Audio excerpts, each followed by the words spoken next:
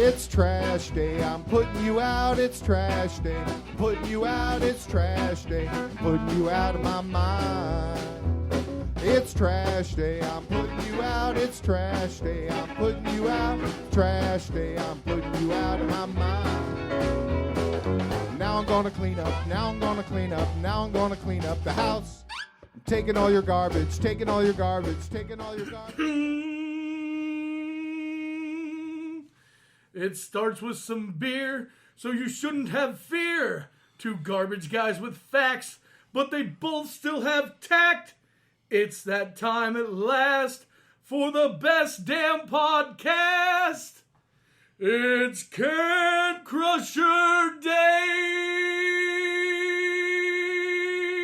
And welcome to another Can Crusher Spotlight. Mark Martinez alongside of John Padalano. John, we have a great interview today. We are talking to the GOAT, Barry Horowitz. Yeah, this guy's been all over the world, John. In my opinion, the number one enhancement talent out there. He's held several titles across the world. Yeah, he made every match believable. He made every match look good. He made you think he was in every match, and he's got some pretty good stories. Like you say, he's been everywhere. The guy's wrestled just about everywhere. Yeah, and he's looking to come back around and see people. He says he's got something to offer young wrestlers coming up, and if you listen to the interview, I would agree with that. I think he's got a lot to offer this next generation of wrestlers. And you'll hear the interview right after our Collar and Elbow, a great sponsor. Wrestling. A love and a passion we all share. I've started a wrestling brand. The wrestling brand. A brand founded on the aspects of wrestling. Two entities working together to create a product that connect emotionally for people everywhere. Collar and Elbow is the brand. Passion and love for wrestling is the drive. I am Al Snow, and this is Collar and Elbow, the wrestling brand.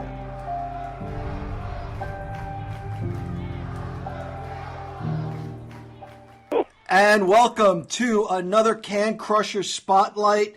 Ladies and gentlemen, today we have an interview with a man who holds a victory over who many consider the godfather of MMA, Ken Shamrock. Ladies and gentlemen, we are talking to Barry Horowitz. I am the English professor, and I am here with Mark, and we have the one and only Barry Horowitz. Barry, welcome to Can Crushers. Thank you. Since you're getting technical with the names, we got to go with Mr. Technical, Barry the Goat Horowitz. Sorry, Mr. Technical. Technical. You messed it up already. Technical. I messed it up. Technical. There's a guy out there now who's all about his pecs. Right. Sorry. Okay, Mr. Technical, Barry right. the Goat Horowitz. The Goat Horowitz. The Goat Horowitz. All right. You got it. Barry, You got it. Good help's hard to find. It really is. I let this guy come on to an interview one time because normally he's the guy in the back, and look what he does. Stumble right out of the gate. Oh, my God. Yeah. So That's all right. We all do. Right. So, Barry, again, thank you for coming on the show.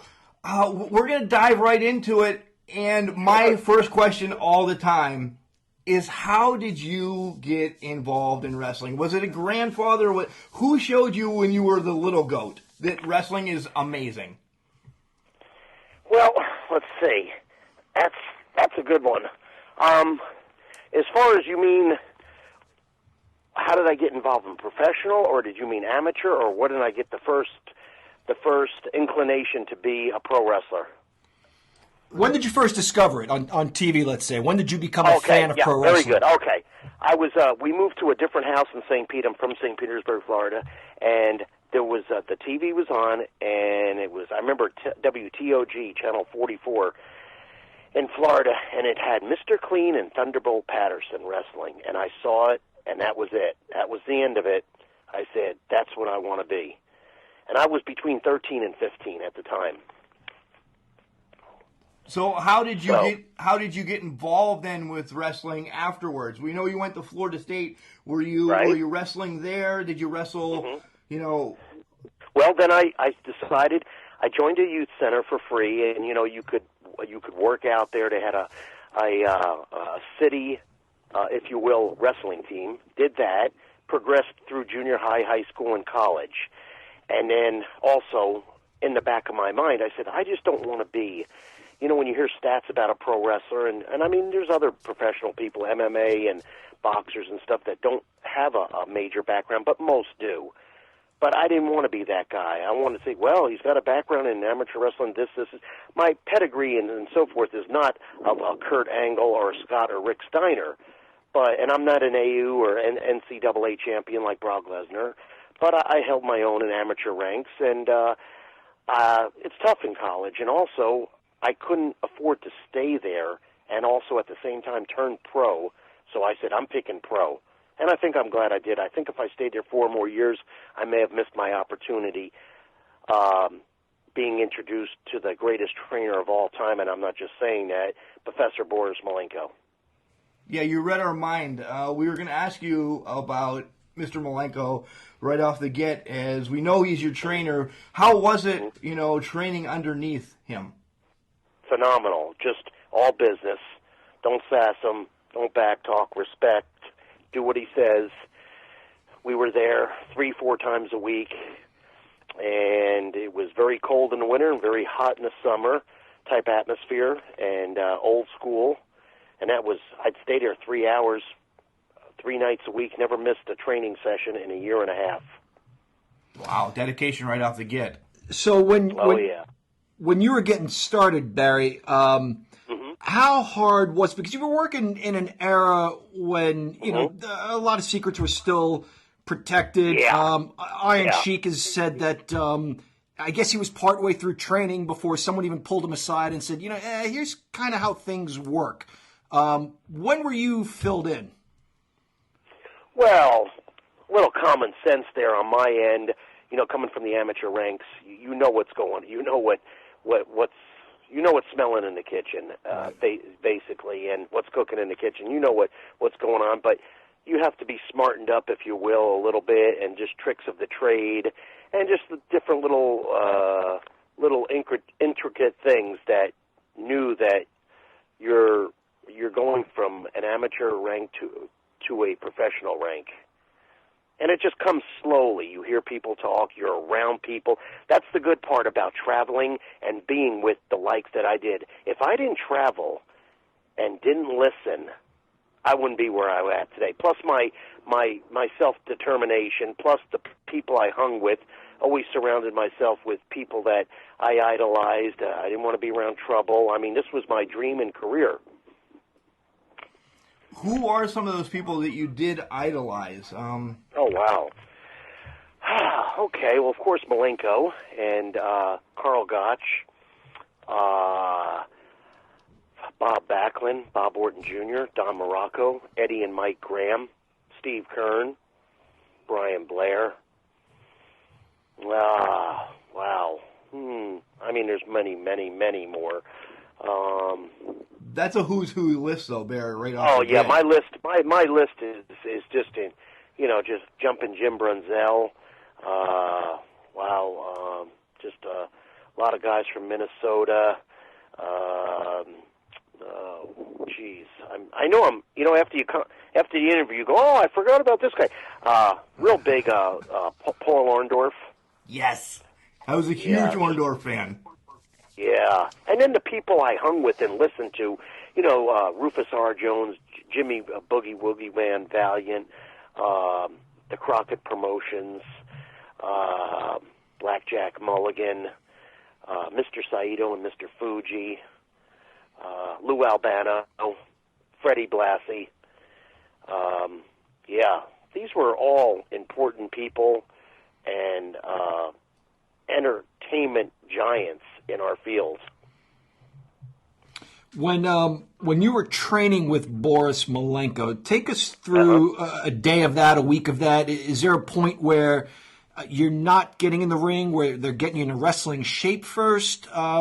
how did that transition from day one until, however it was, 18 months later, where they said, you know what, you're ready to get into a ring? Yeah. Well, first of all, I was training before that. I was weightlifting and what have you, and all the things that I did in the amateur ranks also, and worked a physical job. And then you would go there. When we first started, we were in an old judo establishment. It was kind of broken down a little bit, and it was owned by Ed Malley. He's a judo. If you look him up, he's a judo world champion. And what's weird is, I heard he was teaching still judo in his 80s. And Wow. the weird part is, I heard he was at a YMCA in my hometown, and that's weird. And I went to go see him, and it just got it. I still may progress. I'll still probably investigate that, but this was a couple of years ago. And now you got to understand. Now we're in a room with judo mats, which are about an inch high, and you're taking slams, backdrops, suplexes from the likes of Jody Malenko, Shelly Malenko, Mr. Malenko, Karl Gotch, Karl von Stronheim, Louis Estea, just different people like that, and it'll toughen you up big time, or get out. Yeah. We consider ourselves pretty old school fans. We're 42, 43 years old. But we're not going to pretend to know everybody you just mentioned. So tell us why backdrop or body slam from one of those guys was maybe a little different than somebody else.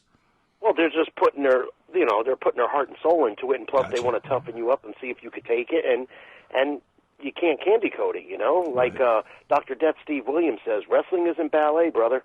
Right. So and another couple people I just wanted to add is Jack Briscoe and Ric Flair. Yes. Excellent. We know them. Yep. We definitely know them. You hit our strong point there. Arn Anderson, Tim Horner, Brad Armstrong, the whole Armstrong family. Yeah. Scott McGee, Les Thornton, Tony Charles, Tony Gurria, Rick Martel. So speaking of some of those guys, in reading a little bit about you, we remember you from about the mid-'80s on. You had some time in, I guess would have been Vince Sr.'s promotion, the Worldwide Wrestling Federation. That's where I actually started there. Okay. I started there. Yeah, I actually, when I basically, graduated, ready to take off and get polished, built my foundation in Florida, Mr. Malenko gave me a list, and it had the Puerto Rican office on there. It had the Portland, Crockett Promotions, Stu Hart, and I decided, I said, I'm going to get in my car, and I just drove up north by myself and had a little job, got some money, and called up Gorilla Monsoon at his house from a payphone on the beach in Belmar, New Jersey. And I'm thinking, I'm Mr. Smart Guy, and he's the veteran. I'm going, oh, yeah, I've been wrestling 2 years, sir. And but I wasn't.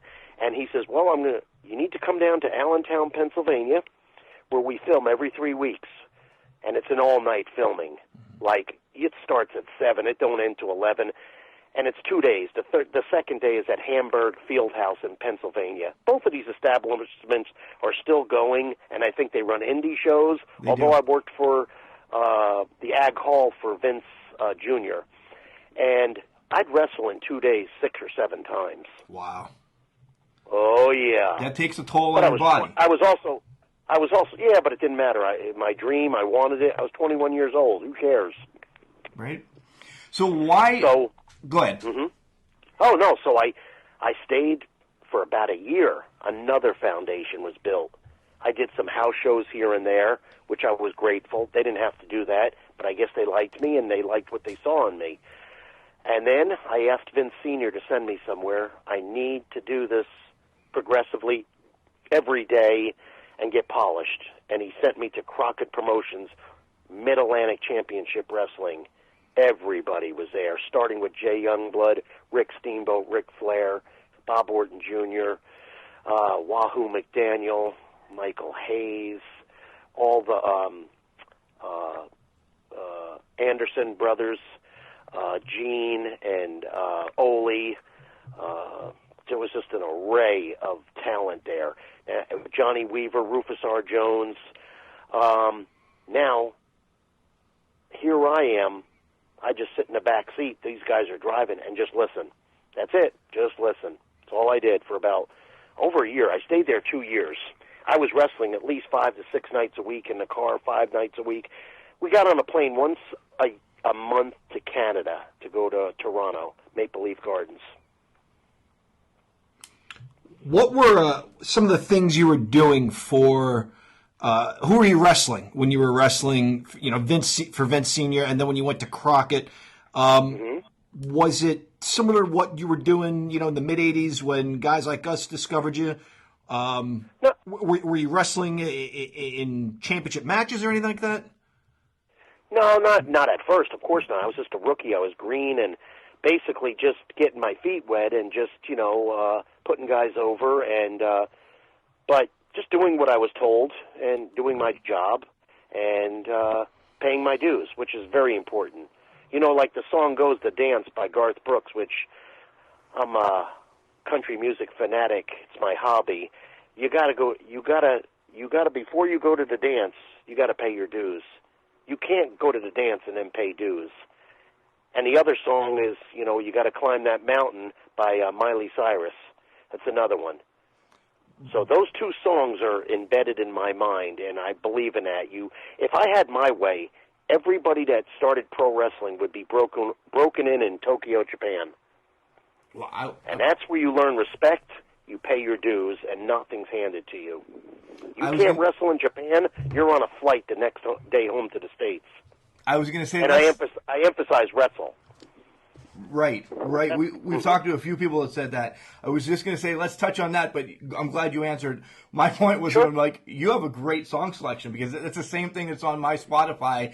Garth Brooks, Miley Cyrus. You said "My Way" as well, so Frank Sinatra instantly popped into my head. Oh, I didn't say "My Way," but I didn't mean to say it like that. But if you want to say that, that's fine. No, I know. That's just the way. I know what you're saying. Now I know what you're saying about "My Way." I hear you. Mental things pop into my head. So early on, you held some championships in Florida and Continental Wrestling, which is the AWA.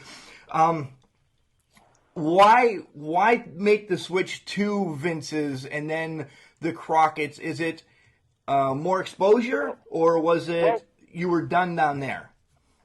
Well, there's an array of questions right there. Number one, just want to stand corrected. I never wrestled for the AWA or Continental. Okay. Yeah, AWA was Vern Gagne. I knew of it. I knew the people that were there, but I never wrestled in his alliance. I've wrestled probably every major alliance except AWA and ECW. I'm talking the major. Now, there's a lot of little ones and so forth. But I've been, and as far as Florida goes, that was my best goal. I mean, I was the Florida heavyweight champion. Back in the day, if you were the Florida heavyweight champion, you were groomed to go against Jack Briscoe or Terry Funk or Harley Race for the world title. And I beat Mike Graham in his hometown for that. So that was huge. And I'm from Florida. And the only other guys I know from Florida that held the Florida heavyweight title was B. Brian Blair and Steve Kern. I know there was others. I think Mike had it too, Mike Graham, but they weren't they weren't from Florida. Okay. So go ahead. When you transition to the WWF that we know, WWE, WWF that we know now, right? Why did you end up being enhancement talent instead of being the big star? How did that come about? That's pretty easy. I know it's confusing to some people, but think about what I'm about to say. I'm painting this scenario here to you. Not everybody could be the winner. Not everybody could be Undertaker, Hulk Hogan, or Shawn Michaels. You can't have it. It's impossible. Right. People would be bored, and you would be smarting them up quicker than you thought. When you watch NFL, when I watched my favorite team, the New England Patriots, lose to the Miami Dolphins in a stupid finish, that old college not Hail Mary, but passing the ball, I forgot what it's called, but and they lost, okay? I mean, they're Super Bowl champions again, but what I'm getting at is it happens. It happens in UFC in anywhere from 10 seconds to 10 minutes.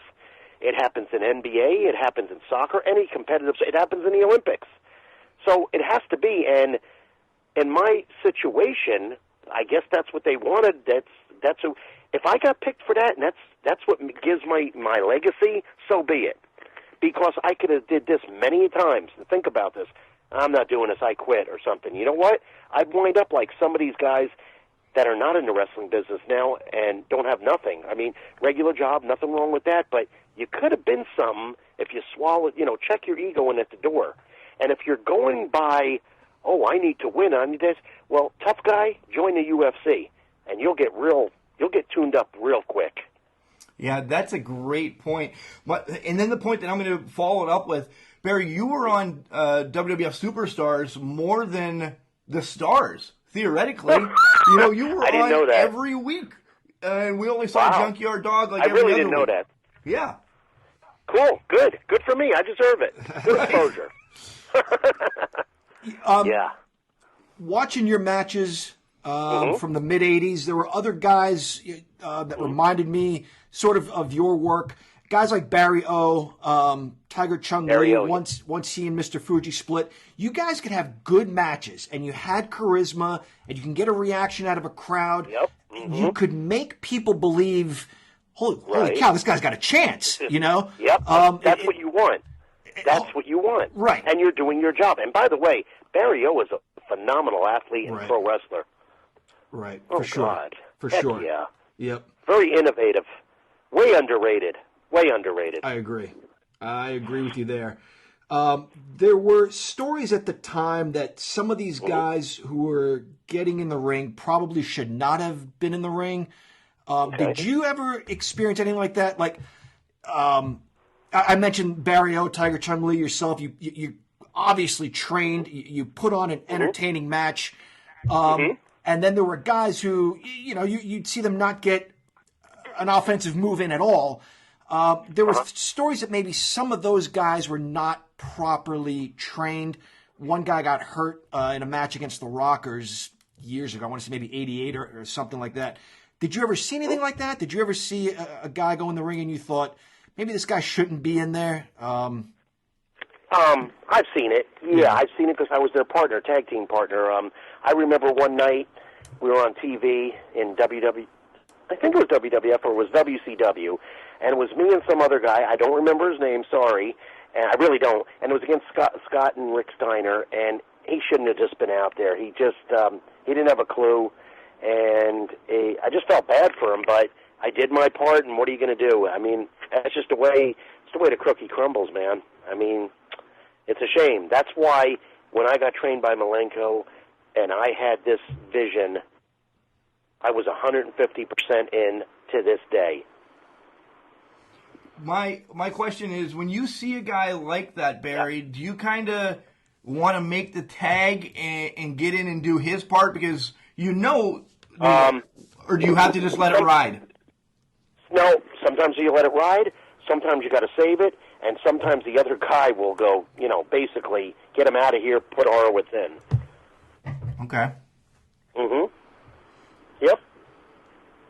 So let's talk about some of the matches that we remember you in, and some of the workers. Like my first one, when we talked a couple weeks ago, one of my favorite wrestlers was Owen, and you worked a lot with Owen Hart. How was working with Owen? Because I thought he was just one of the most technical, but you hear the stories in the back of just being a jokester. How was being around Owen, just working with him? First of all, Owen was a jokester, but he wasn't that bad. He joked with me, but there was respect also, and I saw the real Owen. When I first met him, I didn't like him. I thought he was spoiled, and just I didn't like him. He was a little stiff until he realized who he's in there with, respected me, and we became friends and had a ton of great matches. I respect his ability, he respected mine. I liked Owen a lot. Just everything about him was technically sound, and that's from That's from his brothers and his great father, Stu Hart, from a technical upbringing of old school grappling wrestling. It always prevails. Was Jack Hart an homage to Stu at all, or where'd that No, name- actually, when I left the school, Mr. Malenko says, you need to go as Barry Hart when you get settled. I said, okay. So I used Barry Hart, and then it got changed a few times. When I got to Florida, they changed it. If I'm not mistaken, I'm trying to think who did it. It may have been Michael P.S. Hayes or Mike Graham said, let's call him Jack Hart. That Jack the Stretcher Hart was my idea, because I said it on an interview on purpose, and it got over, the stretcher part. Right, and where did that come from? Stretcher, in the word stretch in professional wrestling, is slang for I'm going to tune you up. I'm going to stretch you in the ring. Right. What do you mean? Well, you go out there and you'll see what I mean. When we're out there in the Tokyo Dome, and you're being a wise guy, I'm gonna teach you. I'm gonna take you to school and stretch you. Right. But that was on the spot, Barry, when you came up with the stretch. Nobody wrote that for you. Yeah. You didn't think of that beforehand. No. Nope. I just said it. I was standing there behind Gordon Soley's desk in Tampa, Florida, and said it. And I said, I know what I'm going to do with you. It may have been directed towards Pistol Pez Watley, which was done on purpose. And I said, I'm going to stretch you, Pez. When I'm done, you're getting stretched. Nice. They all thought I meant, the fans probably thought I meant a stretcher, like a gurney or something. Right. But what do they know? Right. At the time, they know everything now. They do. Do you think? Do you watch any of the current product, and do you think that maybe they could use a little more improvisation, like what you did? Some. Yeah. Yeah, I see. Here's the thing. I've gone, not recently, but I did my same matches or my same techniques in front of the new school crowd, and it may take a bit because, see, they're educated. Right now they're educated towards, when they see TV matches, you could have any kind of match you want on TV, but they really are educated by Vince's audience. And they see that, so they're educated. But back in the day, you were educated to the small studio, the wrestling, and so forth. You could still get them with that because wrestling prevails. And think about it. If I'm a fan sitting there and I'm seeing a technical suplex, technical move, chain wrestling, solid punches, headbutts, elbows, I'm going to get into it. You have to, because not everybody's new school out there. I get fan mail every week delivered to a P.O. box, and almost 9 out of 10 people say, I like the 80s and 90s, and I like your style. Right. So something's right. Right. And we agree. We 100%. we tend to enjoy that a whole lot more. You on that note, you also mentioned the UFC and how people are smartened up a lot more. If you watch UFC, so many people that watch wrestling have maybe trained a little bit in this or that. If you get a guy in a hammerlock or two guys struggling with a top wrist lock, it doesn't take much to turn that into a submission. And so I see a guy tap out to something like that in 4 seconds because he doesn't want to get his arm broken. And then I see Barry Horowitz and Owen Hart locked in this thing for an extended period of time. Is that maybe why some of those holds have kind of gone by the wayside a little bit because people think no? No, this is how you defend that. Okay, so in the shoot, the UFC, yes, it does work that way. But in pro wrestling, people are educated now. Well, it's pro wrestling. Right. They let it go. Right. They don't care. And or they'll go, well, pro wrestlers are tougher. See, there's always an answer. Right. You could always defend it. There's always something there. And then sometimes there isn't something there. So it doesn't matter. But to leave it, by the way, I'm not leaving a top wrist lock out in my arsenal or a bottom wrist lock, commonly known as a Kimura. Right. Yeah, John, So, come on. Get smart. Get smart, John. Come on, John. Sorry. Darn it. But anyway, that top wrist lock is brutal. It'll rip your shoulder right out. Right. And really, not many people do it, but if you grapevine, if you're standing top wrist lock and you grapevine the guy's left leg, he can't move. It'll just rip his he can't move. He can't do nothing. It'll just rip his, and it'll be nasty, and you're going to be out for about a year. You don't see too many people use that grapevine with the top wrist lock because it's over. It's over quick. So let's talk about, I'm always shifting gears, and then John brings it back to wherever he wants to. Let's talk about your first, and I'm big on air quotes, your first victory in the WWF over Body Done a Skip. Was that in the running for a while? Did Vince or somebody come up and say, hey, kid, we're going to give you a push finally, we're going to give you, something to go with? How was that? I knew nothing about it. Oh. I walked into TV.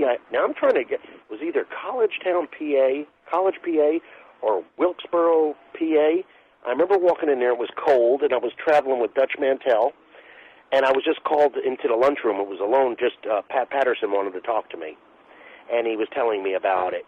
And he says, "We don't know how long we'll do this. We'll see it." And I said, "Okay, great." And that was it. I was going, is this a rib? Is this? I said, you know what? I'm going with it. So I went with it, and I'm glad I did because it was a shoot. And you ended up getting the 1995 Most Inspirational Wrestler of the Year after that win. That was cool.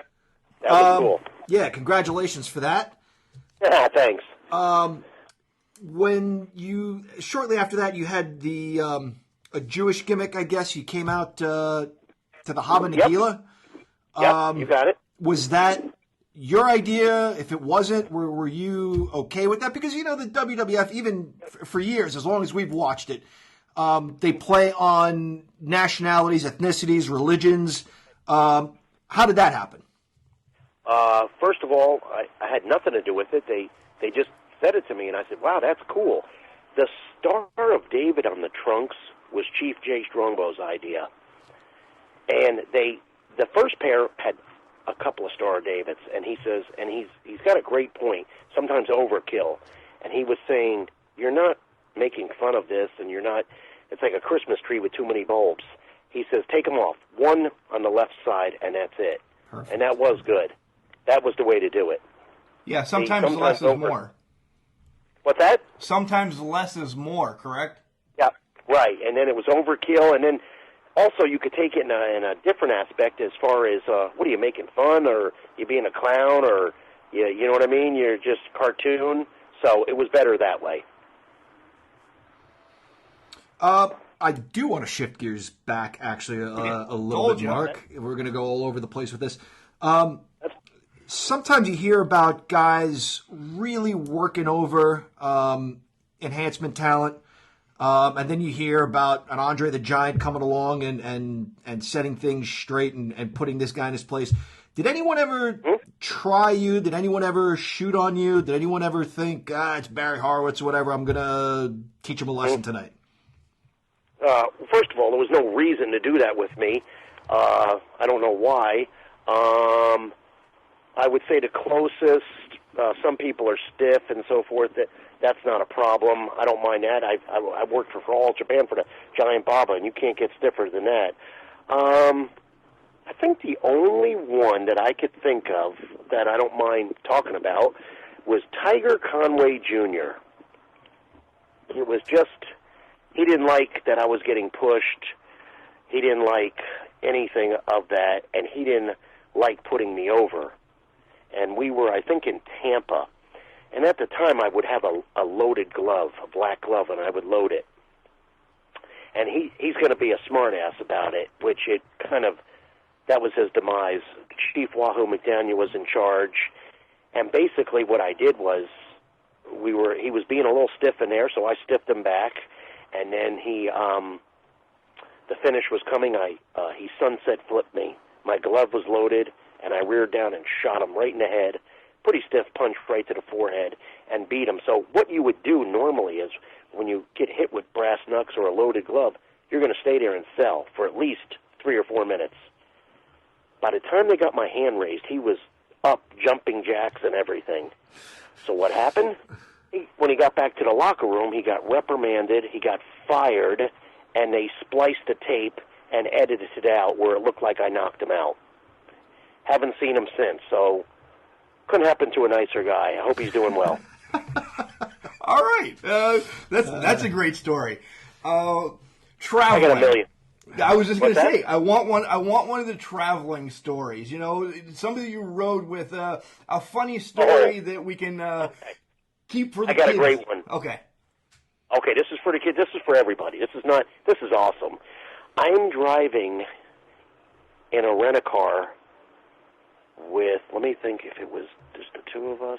Okay, I don't remember if it was just me and Nails, or it was me, Nails, Barry Darso, and John Nord. And when Nails is driving, I guess he used to be a repo man or a bounty hunter. We drive by cars, and he'd tell you the size of the engine and so forth. Unbelievable. Like, yeah, this is a six-cylinder with dual carburetors, and I know about cars, but not like he did. So I don't know where we're at, possibly St. Louis or something. I think we're done with the matches. He decides to get off the off-ramp, off the interstate, and go into, like, I guess it was just a side street or apartment complex. It was safe where he did this. It wasn't what you see on the news today. And I think he rented a Cadillac. I'm pretty sure it was a nice Cadillac. 4 of us were in there. Or it was just him and I. I don't remember. There's so many stories, and I've traveled with these guys numerous times. Anyway, Nails is driving, and he stops the car, and he puts his foot on a brake, and he punches it. The car's just spinning tires. It's not out of control. He's in control completely. I'm buckled in, holding on for dear life. The tires are spinning. They're smoking. He finally lets up. Then he hits at the stop sign. He goes, "How about that? I rented this Cadillac. I just took 4,000 miles off those tires." No repercussions. You weren't. Nobody called the cops or anything. I didn't know if to laugh, or is he serious, or is he crazy, or what. And at the same time, the same trip, I'm pretty sure this was St. Louis, and we were alone. He's driving kind of fast, but not, reckless. And I'm in the passenger side, of course, and I said it was getting late. We were on our way home from a match to go to the hotel, and I said, this is when you had a calling card. Remember, no cell phones. AT&T used a calling card at a payphone or what have you. Right. And I said Nails, or I said Kevin. I don't know what I said. I said, I need to call my wife. I said, I just want to call her before I get to the hotel or what have you. Okay, we're driving. All of a sudden, we're like doing 80, and all of a sudden he takes the ramp about 80 miles an hour. Like he forgot something. I go, what the hell? What are you doing? What are you getting off the ramp? He says, you told me you need to call your wife, and I need to get you to a payphone immediately. Jeez Louise. Wow. And he's serious as a heart attack. I said, thanks, Kev. Appreciate it. Dukes of Hazzard style. Yes, that's exactly right. Unbelievable. So, that's a double duty right there. But what a great guy, by the way. I like him. We actually saw Nails. He was our senior year in high school. He came to a really, really small indie federation. WWWA. This would have been 1994, maybe the summer of 94. Or early, when he was all blonde hair and oiled up. And and he was their champion. He had run, with the boss man. Kevin Kelly. Yeah. Still going by the name of Nails and still in the orange suit. Yeah. Yep. I heard a story. I don't know how true it is. Brad Rangans.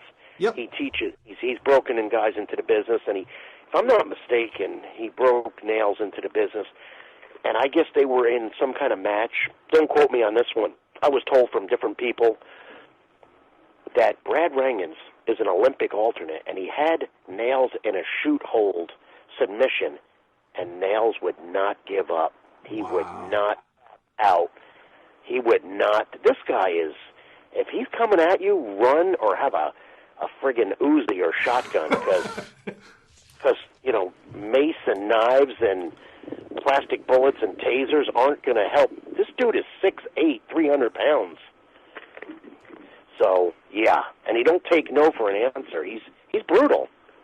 I'm glad he liked me. Right? Brad Ragans, he trained our buddies, Mark, the Destruction Crew, the Beverly Brothers. They did. Great story there. Yeah, we met them at a bar one night, and Mean Mike was a really cool dude, and Wayne the Train was a cool dude. But is it Wayne the Train or Wayne the Crane? I always thought it was a train. I thought it was a train as well. I'm going to look this up now. Yeah. Well, it's crane or train because the man's an amazing deadlifter. That's why. Okay. That Oh we yeah, didn't know. Minnesota State deadlift champion, if you will. Oh yeah. Those guys were who we had a couple beverages with them, and we'll leave it at that. And it was just fun. This is way prior than starting this podcast. We need to reach out to them, and hopefully they don't remember us, because this guy next to me was a train wreck himself. Yeah, well, don't challenge Wayne Bloom's ideas on history and immigration and who lives where, because that mixed with some alcohol, he was ready to. Anyway, he and I were not getting along. I always got along with him really cool. He was a good guy. Yeah, they were a lot of fun. Excellent talker on the mic. They were a lot of fun, for sure. Yeah, they sold everything on the mic. You're right. You're completely right. Let's stay with that. Let's stay with on the mic right now. As you didn't get a lot of airtime on the mic, but what about some of the people today? Do you think they need some more coaching, or is that just the way that? Let's stick with WWE. That this is my opinion. I got a thing about promos. I like when you're really acting smart on a promo, slow, deliberate, diligent, articulate. Sometimes it comes across like, okay, are you really that way, or are you rehearsed or reading the prompter? So it doesn't come up. But then I don't like this screaming and going mental, because then you go, are you acting? So you got to have a little bit of both. And Flair could do that to a certain extent. Steamboat could do that. Arn Anderson, Roddy Piper, Jesse the Body Ventura. Well, Hulk Hogan, of course, but that's a different realm because it has to go with his persona. But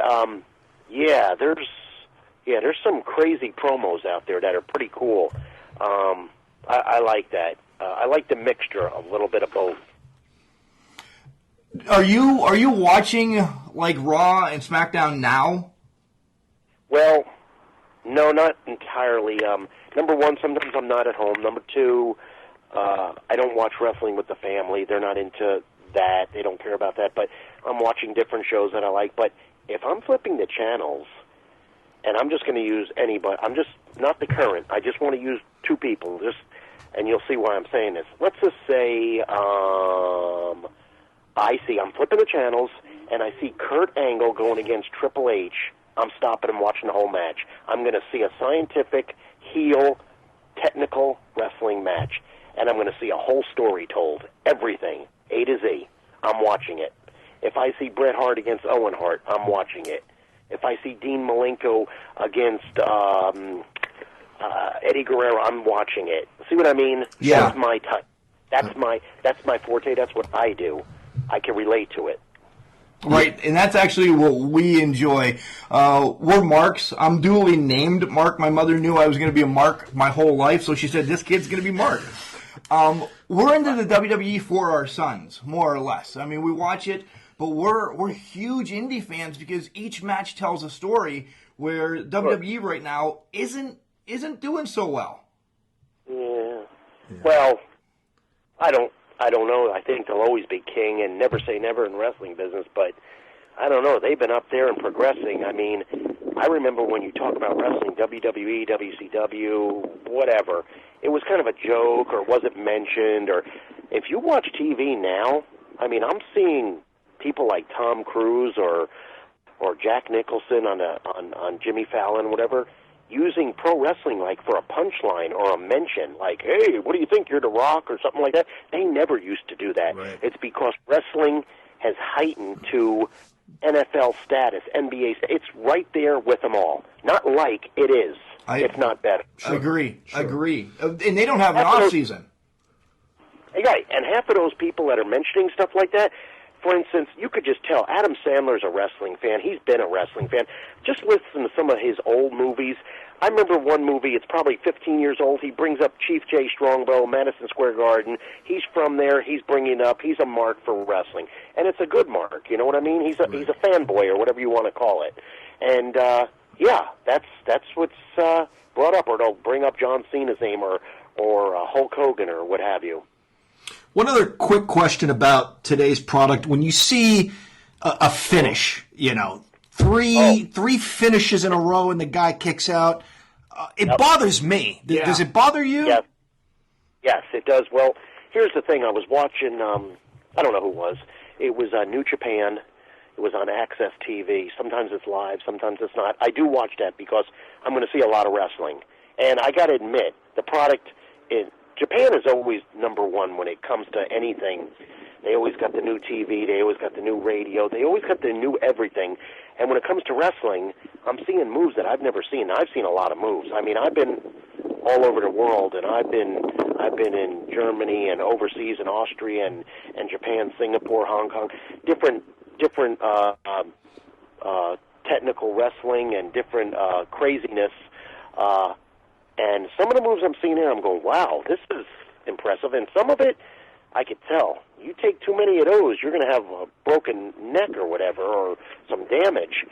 And it's just, I'm looking at it, and I was watching the match, and the guy hit him, and he used them for false finishes, 3 of them. And I go, you could have finished him like 2 minutes ago, and then you end it with a sunset flip or a small package. And I'm going, what? What the heck? Yeah, that's what we're saying, exactly. When you did the superplex or you did the pile driver off the top, 1, 2, 3, you had the people. Now you're going to use that and beat them with a small. You're going to lose the people, and they're going to be pissed, and they're not going to like it, and they're going to be smartened up really quick. Right. Yeah. Undertaker was the anomaly. You know what I mean? Like he takes a DDT and kicks out, or he takes 2 DDTs and kicks out. That was the exception. Now every week, and also when right. When they're paying homage to a wrestler that's no longer with us, I think it's great. But then there's a part of me that says nobody kicked out of the heart attack when the Hitman and the Anvil did it. Nobody kicked out of the Macho Man's elbow, except maybe Hulk Hogan or something. But these guys, they want to throw in that move, and it's great, but they get a 2 count out of it. Yeah. Yep. Yeah. Yeah, I don't know. I don't agree with it, and I don't.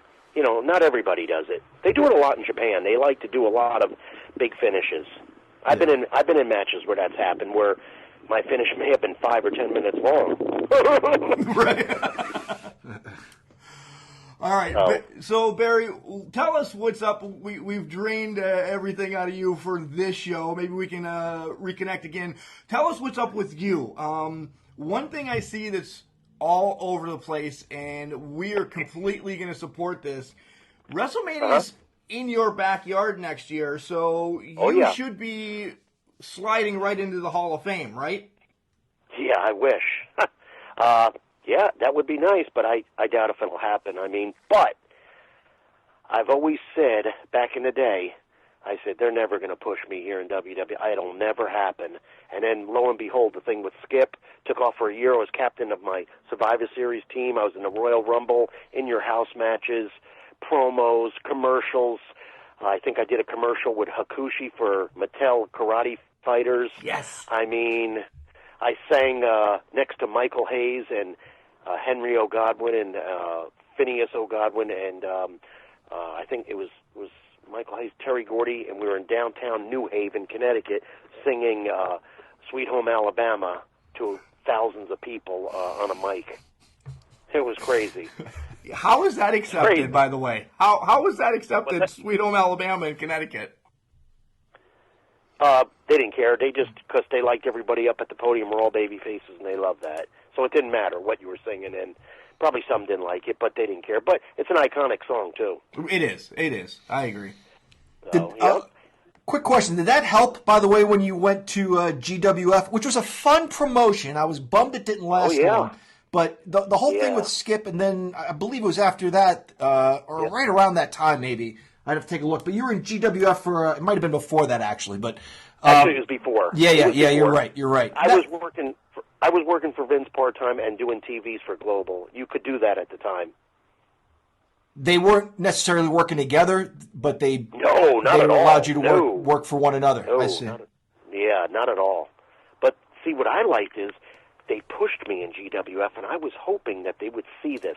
Somebody's watching WWF office, and I'm sure they were. And then all of a sudden I was told, "Hey, you're doing this." I said, "Well, listen, I'm not getting booked here. I need to do this, need to do that. I need to go to Japan."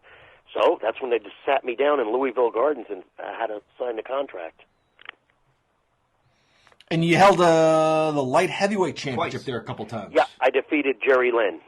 Yep. Yeah. Jerry Lynn, that's now signed with self-promotion for Yes. him, AEW, as a coach. Yeah, I was just told that yesterday. Actually, Barry Horowitz is looking for the same gig, either with WWF or with the new promotion in Jacksonville. That's my second dream job. Is everything that Boris Malenko taught in my foundation, and then different things from Bob Orton Jr., Steamboat, Youngblood, Ric Flair, everybody that I've been around that's instilled in me is to mentor, teach, motivational speaking, just different things about the business, how to get in a ring, how to lock up, the little things that aren't taught properly. And when you get this from different people, that's how you build a better student, better wrestler. Because you watch TV and you go, hey, oh, wow, the Saints got a new offensive coordinator. Who's this guy? And then sometimes you know him, he's promoted, but then sometimes you don't. But they give you his background, and it's new blood, and then all of a sudden you're winning championships. And then sometimes you're not, so they get rid of him. That's how I look at it. Barry Horowitz is new blood. I need to be some type of mentor, coach, training with either company, and I would love to do it. I think I'm qualified. My resume speaks for itself. I don't have to speak. You don't have to look at my Facebook. Come on, if anybody... Most wrestlers know everybody. You just like football players, they know each other. NASCAR drivers, they study. So, and if you don't know my reputation or my personality of being a decent guy in this business, then you're blind, or you don't listen, or you live in a hole. Right. Yeah, you're right. I'm just calling it like it is. I'm not trying to put myself over. I'm no superstar, none of that stuff. But I guarantee you, I did some seminars for independent shows, and it's amazing. You could tell some people they didn't have a clue. They didn't know what to say. They're scared. They're nervous. And then you got some that go, "Wow, I really learned something. I really didn't know that," or this, that, because they're being upfront. Because I would do that, and I did do that. I did that with Carl Gotch. I did that with Mr. Malenko. I did that with his guests that he brought in. I go, "Oh my God, thank you. I didn't know that." I said, and that's how you become better. If you think you're, king crap on Turd Island, you're not gonna. Right. You know what I'm saying? Yeah. Yep. So. Earlier, you had mentioned some of the mega stars that cross promote and are in movies and whatnot, like John Cena. But before any of that, before The Rock, before any of that, Action Bronson was throwing your name around, Barry. Oh God, please. Okay, so we're going to talk about somebody that's not relevant. That Barry Horowitz to this day, right this minute, is more relevant than him. Good job, John. You messed up this interview. All right. Moving on. No, you didn't. Not at all. No, not at all. That's, you want to be, you want to be a wannabe. That's fine. Using my name in your title CD and song and not asking me permission, that's kind of disrespectful. Or maybe even thinking, oh, he's not going to do nothing about it. Well, you're lucky I wasn't under contract, because Vince, with his lawyers, would own you in about 4 hours. Yeah. And then Eminem would be firing you and telling you to get out of Detroit. I was not aware of that. I was not aware that so, he it's didn't really ask you. Disrespectful. Yeah. It's disrespectful, and there's other stories about me going to one of his shows, putting him in a headlock, and, introduce, but, I don't do things for free.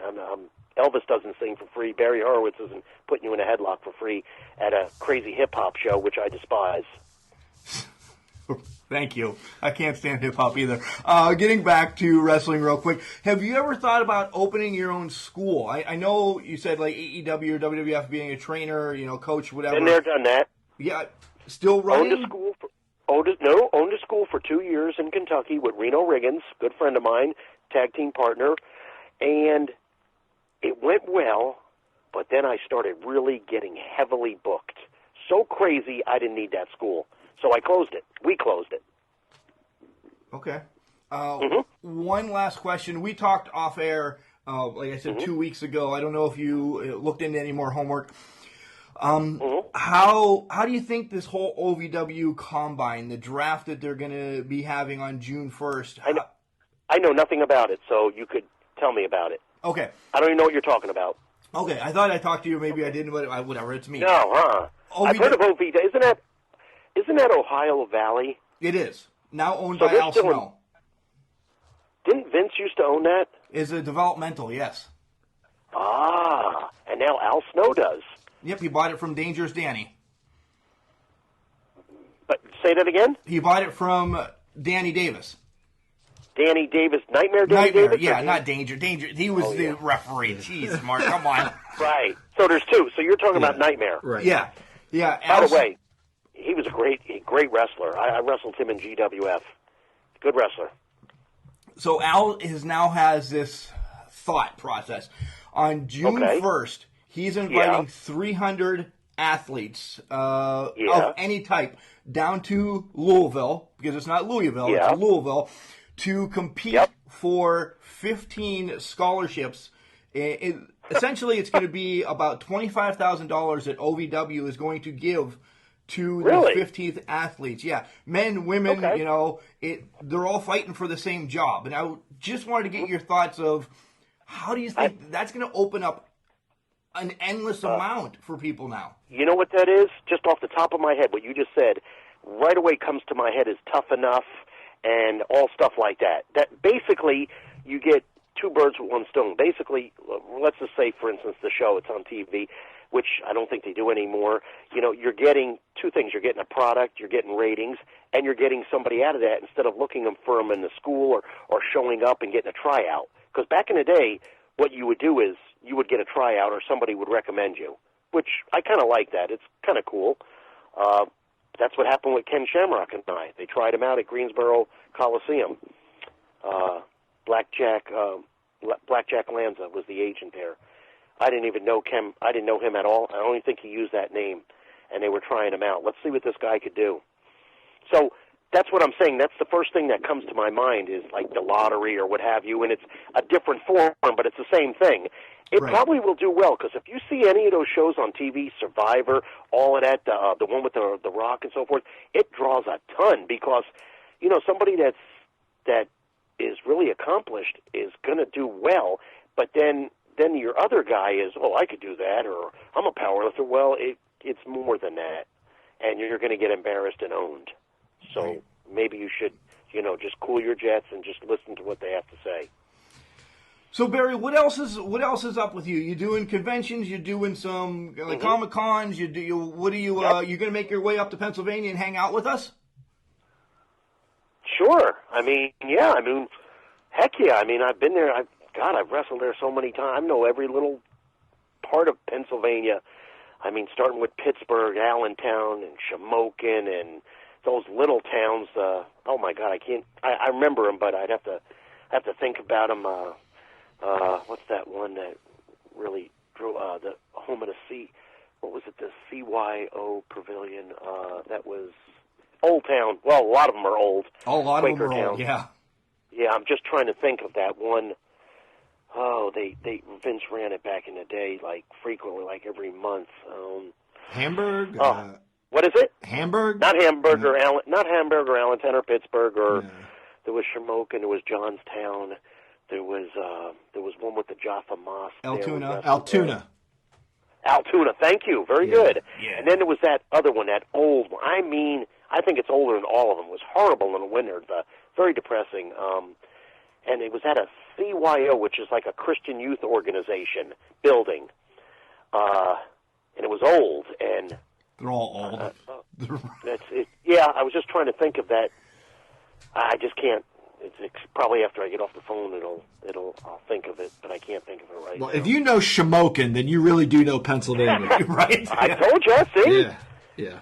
Hey, I remember I got lost one time in a rent-a-car, and I pulled off the road, and I go, there's a house over there. And I pull up to this house, and it's like there's nothing around but this house. I see a barn, and I see these hex signs hanging on the barn and the house. You never seen a guy put it in reverse quicker than Barry Horowitz in a rent-a-car. First thing that's coming to my mind is some of those movies, they're going to eat me or something. Deliverance? Yeah. Yeah. Welcome Well, to Pennsylvania. Yeah, I got out of there quick. So I'm glad I did. So anyway, I found my way. But, now where are you guys in Pennsylvania? Physically, we are in DuBois, Pennsylvania. I'll put it that way. DuBois Ridgeway. But today we are in Pittsburgh because we did a benefit show for a wrestler that got injured about 7 months ago doing a flip off the top rope. Mm-hmm. Sometimes that flip isn't needed. Yep. Right. Yep. Undertaker that said arm it best. bar or something, not boring, but sometimes that snap suplex or salto or reverse sunset flip is just as good, and nobody's getting killed. Save it for Madison Square Garden. Yep. Right. Great point. But getting back to the Civic Arena, iconic building, a.k.a. the Igloo, and also where they filmed Sudden Impact with Van Damme. Right. That's where Barry Horowitz had it all with the SummerSlam match, featured match against Skip. The good old Pittsburgh Igloo. Yep. It is gone And I now. remember- You know it's gone, And right? guess who I went to the building with? I was traveling with. I'll use different names to throw you off, but you're going to get it. I'll just use Isaac Yankem. Oh, yeah. DDS. Yeah, we shared a room, and we went to the building together. I'm going to tell you something. After that match with Skip at the Civic Arena, and I'm serious now. Now, I'm a type A personality as it is. I'm high energy, and I do all natural things, products, because I'm a certified nutritionist. So I'm full of B vitamins and honey and propolis and anything else I could throw at you that you don't know what I'm saying. But also the adrenaline high. When I was done with that match, I bet you I didn't come down off a natural high or take off my boots for 1 hour. Wow. 1 hour. Wow. Oh, yeah. Well, I knew I didn't have to catch a plane. I knew Glenn was waiting on me and what have you, and I don't even know where he was on the card, and I knew my hotel room wasn't far. I was just on cloud nine, elated, but 1 hour I didn't take off my boots. Couldn't stop thinking about the match in my mind. Did you do this right? Did you do that right?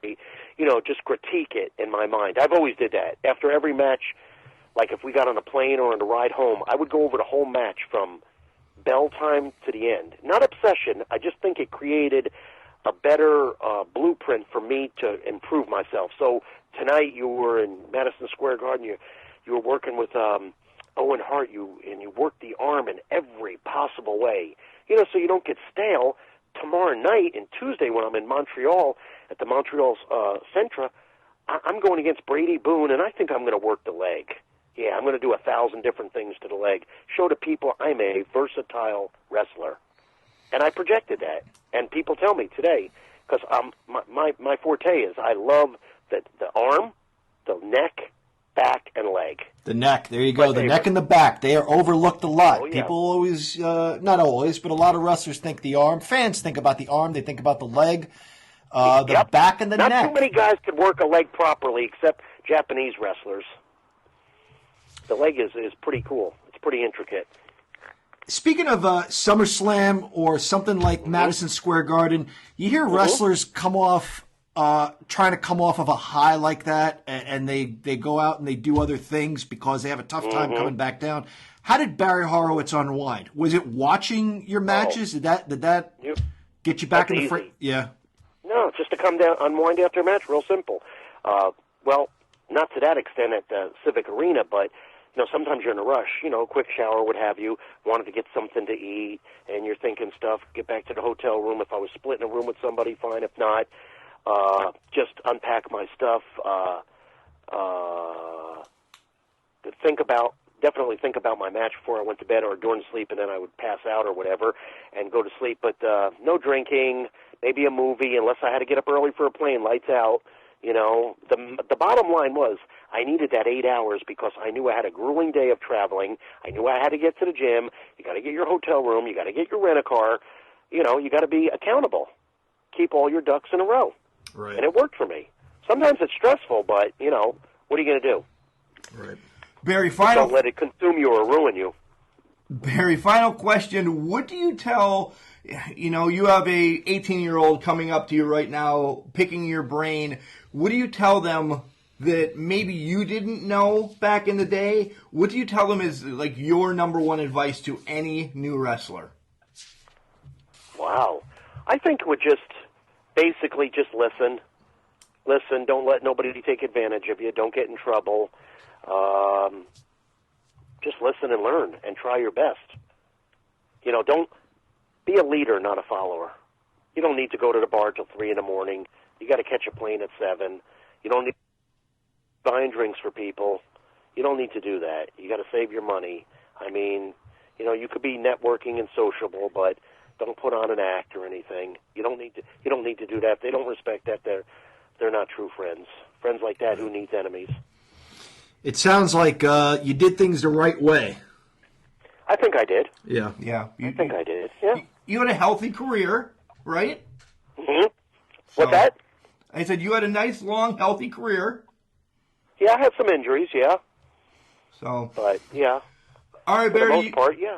You want to tell everybody where they can find you on Facebook and? Yeah. All right, go ahead. Just go to Facebook. I'm about a week and a half on that now. I have an agent taking care of all my stuff because I don't have the patience for it, and I don't like computer work, and he's real savvy at that. He does that for a living. So you're not really speaking to me. It's not a secret, but if he has to get in touch with me, he does. Or if it's a legit promoter, they'll give him my landline, and we'll talk business. I'm also on WWE.com, special segment, Where Are They Now? I'm also BarryHorowitz.com, MrTechnical.info, all over YouTube. All you have to do is Google my name. The rest just keeps on coming up and coming up and coming up. It's almost crazy how much stuff is there. And that's about it. I mean, as far as, my where am I and publicity and so forth, and then you'll see me at different venues coming up all over the place. Any you want to mention? Oh, yeah. Actually, June 1st, I'll be in a big Legends WrestleCon at Monroe, New Jersey. I'll also be at the Marriott in Tampa, Lutz, Florida, June 15th. That's a Florida Championship Wrestling crew only. So that's going to be really cool. Different. I'm anxious to see Bob Roop there, and that's going to be really cool. And then there's some far away. There's a lot of northeastern ones. There's some Louisville ones. There's some Canada, Alabama, scattered all over. Wyoming, Texas, Alabama. I said that. Oh, Nashville. So yeah, just look for me and see. One thing is, I wonder what I'm thinking of, because I know him pretty good, but I haven't spoke to him in years. I wonder what Ken Shamrock thinks of that, because I did not post that, and I got to talk to my buddy, my agent Richie. I'm going, why did you do that? Or I don't need Ken Shamrock running me down. Right. Years later, Ken Shamrock's mad because this all happened, and he wants a rematch. Yeah, really. Yeah, like, hey, he taps me on the airport in Louisiana or something, and I turn around, there's Ken Shamrock. Hey, remember in '89 in Greensboro Coliseum when you beat me with a small package? I'm coming after you right now. Hopefully not, so. Backstage brawl. So. Backstage, yeah, that's it. So, all right, Barry, thanks for coming on the show today, and thank you. You guys are. I love your name of your show. It's awesome. I mean, that's kind of cool. It's different. I did one yesterday from Newcastle, England, and it was called Turn Chuckles. Instead of Turnbuckle, Turn Chuckle. I thought that was pretty cool. That's clever too. I like that. I'll have to look them up. It's clever, but yeah, look it up. And the guy's name is Paul, podcaster. But you need to. I love yours. And if Steve Austin is listening out there, or Bruce Pritchard, I need to be on your show, guys. I'm an interesting guy. By the way, Bruce Pritchard, you were my manager in Global. And by the way, Steve Austin, I've wrestled you numerous times before you were Steve Austin. You were the ringmaster in Madison Square Garden with Ted DiBiase managing you. Yeah, if it's our way of hooking you up with them, I hope you say something on theirs about us. Edge and Christian also. Yeah. Edge and Christian also. Because the reason I'm mentioning all these, I heard they're phenomenal podcasts, so I think I'm qualified to be on there. I think so. Absolutely. I think you got a couple years in your pocket that says you know Yeah, I what you're think talking so. about. Yeah, I think so. All right, Barry, we'll let you run, and we'll reach out to you again in maybe a couple months just to see what you're doing, to keep bringing you on and promote the heck out of you. I appreciate it. And two closing things I'd like to say. You know, guys, you're originally, both of you are from Pennsylvania, right? I grew up in New York City, but I've been in Pennsylvania most of my life. That's John. So let's just we'll just stick with the Pennsylvania theme, because you could tell a lot of guys from Pennsylvania, but you can't tell them much. Thanks. That hits. That's number one. That hits right to the heart. Okay. Number two? And number two is, you know, there is a lot of great wrestlers out there, but Barry Horowitz wrestles great. That's all I got to say. That's perfect. That's well said. We'll let you go on that, Barry. Thank you. Thanks, guys. I appreciate it. You got Love it. to Thank be on you. your show again. That was a fantastic interview we had with Barry Horowitz. We want to thank him again for joining us. A lot that we didn't know about, Mark. Yeah, he went to Shamokin. I love that, he was all over Pennsylvania. And anybody that mentions Shamokin on air. Yeah, they're A-OK. They're definitely A-OK. And that's how you can tell someone has really, really traveled. That guy knows every nook and cranny of our state. Nook and cranny. Yeah. Yep. So thanks, Barry, for doing the show. I definitely want to reach out to him again, John. Don't you think? Yeah, because we have other things that we never checked off our list that we never got to. He's got a great personality, very charismatic. We enjoyed talking to him. An hour or however long it was just flew right by. So we never got to everything we wanted to discuss. We should actually make it a trip to go to Florida and see him. Yeah, that would be awesome. I'm A-OK with going to Florida. You're down with that? Yeah. You down with the OPP? Yep. You know me. So, all right, guys. Every Friday we bring you these great spotlights here on Can Crushers. Keep listening. John, remember, just because you're trash, it doesn't mean you can't do great things. It's called a garbage can, Mark, not a garbage cannot. See you next week.